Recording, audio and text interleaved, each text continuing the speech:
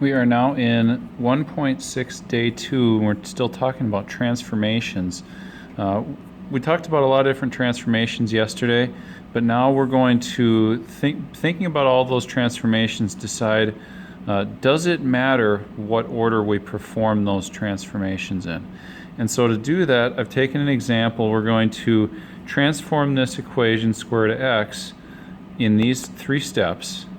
And then we're going to reverse the steps and see if it makes any difference to the overall process. So we'll start, number 1, with a vertical translation of 5 units up, just from this, wherever we're at here. So that means, number 1, our new graph, or our new equation is going to be square root of x, then 5 units up, we'll add a 5 on the end there. Second step is going to be a vertical stretch by a factor of 3. Now, to get a vertical stretch for any function, we have to multiply the entire function by the factor. So we are going to multiply this by 3. We do have to include everything, so we're going to be putting that in parentheses.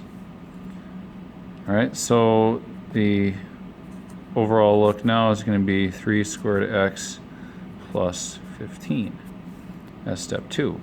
And then finally, the last one in this process is going to be a horizontal shift of 2 units to the right, so that will affect the inside of this function. So we'll have square root of x minus 2 on the inside, and then we've got plus 15 out here. So if we're performing it in that order, we eventually get this situation right here. Let's take a look at that. What happens if we just completely reverse the order?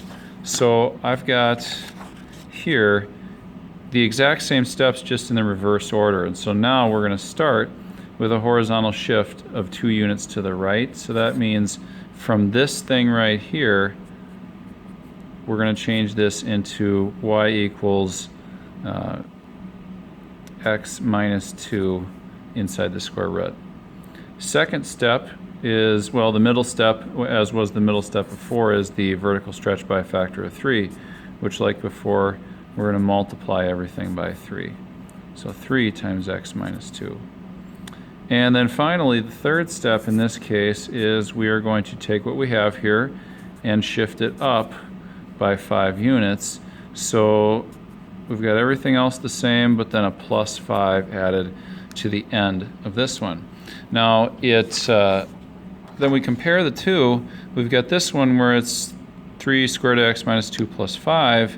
Here, where we have 3 square root of x minus 2 plus 15.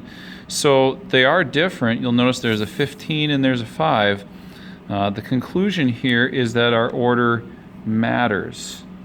The order in which we do transformation matters.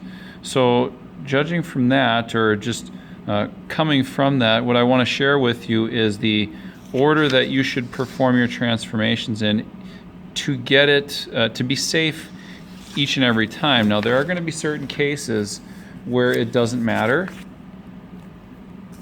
but consider those to be a coincidence. So when we're doing transformations, the order of the transformations, when you're looking at an equation in particular, this is the order that they should go in general. First of all, we're going to start with the horizontal part. Now, the horizontal part is anything inside the quantity. It's the things that deal with x. So anything that is inside with x, basically, is what we're looking at for the horizontal part. Now, within that particular section, we're going to start with reflections and stretch and shrink.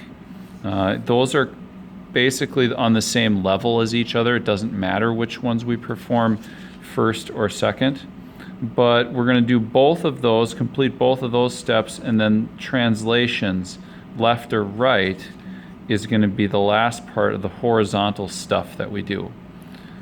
Once we get all the horizontal stuff taken care of, then we're going to go to the vertical, and that actually falls in the exact same order as the horizontal, except now you're working with the outside parts of the equation, so everything outside of the parentheses, we are again going to do the reflections and the stretch shrink first. Once we've got that taken care of, then we're going to do translations, so up or down. That means that at the very end of all of this, up or down is always going to be the very last thing we do on transformations. And so I would, if I were you, go into your printed notes and I would print this out or copy this down in your notebook, because this order is not actually stated in your book. This is just essentially the order of operations for any kind of equation or function, but just put in terms of transformation, put in the language of transformation. So please make sure you get this written down. It is not directly addressed in your book.